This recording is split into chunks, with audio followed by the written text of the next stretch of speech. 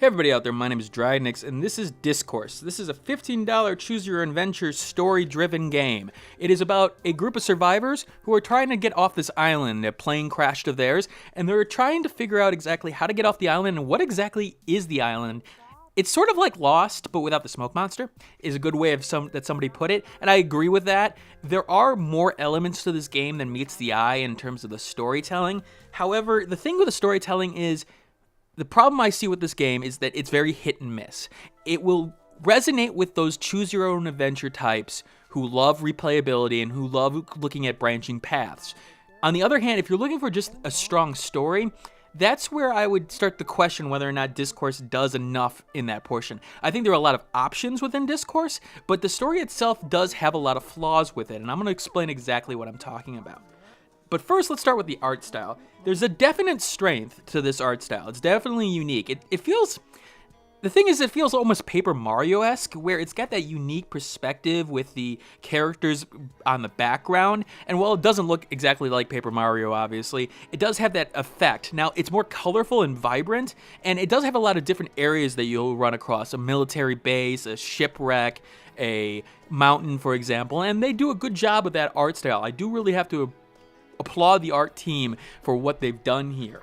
Now, the animation also works well too. I mean, even though it's not human, it's not like, realistic, it fits the world in question, because sometimes, having a full walk cycle in terms of the sort of model that you're going for can look awkward, and they did a good job of the animation here.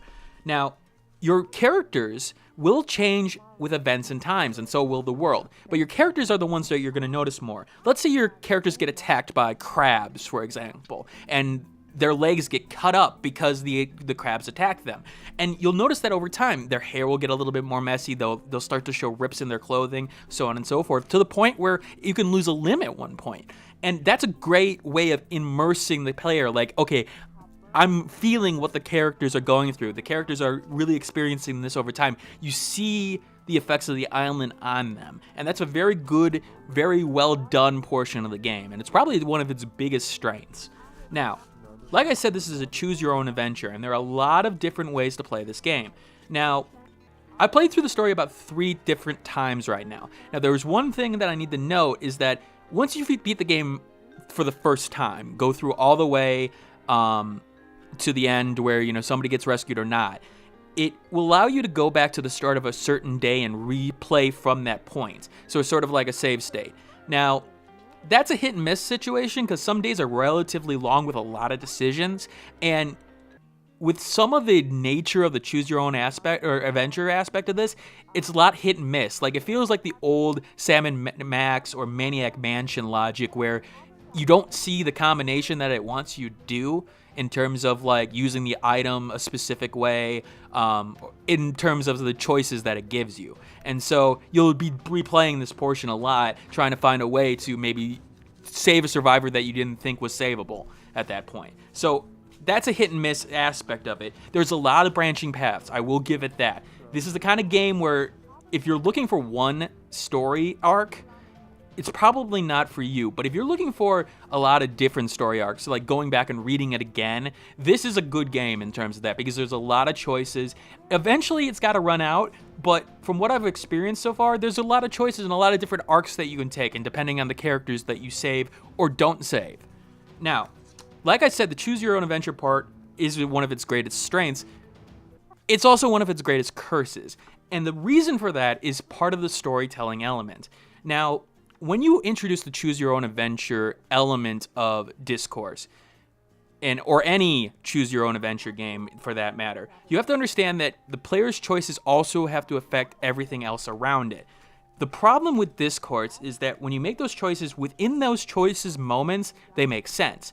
But once you get to a section where it's more generic, like it's sort of a set piece where it's going to happen no matter what, those choices up to that point need to affect a little bit of what the characters are saying or doing. And what I mean by that is, if the persona or the personality of the person is completely different at this point, they better show it in that cutscene. For example, if a character goes through a life-altering experience, something that, would shake their foundation to a core, they better show that in the next cutscene, in which you're just talking regularly at this point. So a character goes through this life-changing moment, and all of a sudden he's back to normal. You feel a disconnect. You feel a real problem there in terms of the storytelling. And I think, in particular, Dyscourse fails at that aspect. It really didn't do a good job of integrating that. Now, the choose your own adventure part's great, but when it came back to bringing it back to the main story, it failed on that portion. I didn't feel that these characters really went through what they went through, and that's a major problem at this point. Again, it's storytelling syndrome. It's like, I need a story to tell, but you got to realize what you've told up to this point. Now, for the characters themselves, they're hit and miss. I did enjoy several of the characters. The conspiracy freak, the more laid back, mountain man kind of guy, even the sort of naggy wife syndrome kind of characters. But it's obvious that there are characters that are a lot more funner than others. There's the office worker who doesn't really ever show you signs of I don't want to say a positive nature. Very pessimistic, but it's really hard to really connect with him on every level. Several of the characters have good elements for a positive and negative aspect of their character. This character, not so much, and that's where, I start to wonder about the game. Are you doing a good job in terms of the storytelling of that character? Maybe it's just me. Maybe some other people like this character, but I did find the characters to be hit and miss. But like I mentioned before, there are weird characterizations at times where there are changes out of nowhere that happen for characters that really, really go against that character. This character that's completely been open and nice and, helpful all of a sudden is sort of evil in a sense. That sort of twist.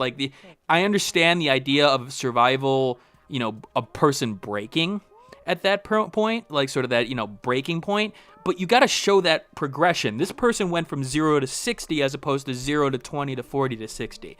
And that's another problem that I have with the game's characterization. Now, overall, what are my thoughts on Discord? Basically, what I think about Discord is if you like choose your own adventure games, if you like those old choose your own adventure books, and in particular, you liked reading every single path on that, you're gonna like Discord. You are going to enjoy what exactly Discord is going to bring to you in terms of all the different elements, all the different story paths, the drama, the nature of everything. But if you don't, and you're just going for story, then you're going to run into problems with this. It will be a game that won't keep your interest enough. There is not a lot of gameplay elements here. This is basically choose, walk around, click on something, and choose. So this is a storytelling experience. This is not a game in its most pure nature, per se. This is more of a story. For choose your own adventure enthusiast, yeah, this game's for you. But other than that, I would sort of hold off until a sale for all those other people. But if you do like a branching story and you like choose your own adventure books, yeah, this game's for you. All right, this is Dragnix signing out. I hope you guys have a wonderful day, and yeah, keep on gaming. Hey, thanks for watching. If you have a chance, leave some feedback and comments below. If you liked the video, hit that like button. And if you want more content like this, hit that subscribe button. This is Dragnix signing off, hoping that gaming brings as much fun to you as it does for me.